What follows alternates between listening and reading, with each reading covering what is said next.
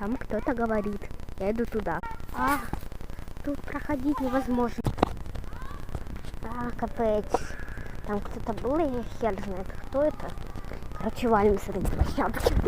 Быстро. Опа. Все. Спасибо волосам моим, которые не помытые. Супер. А вот думаю, что я хвостик забрала? Потому что все, короче, когда я приду домой, то надеюсь, что я сделаю типа гачу. Точно. Это не точно. Я не знаю. Я уже устала идти.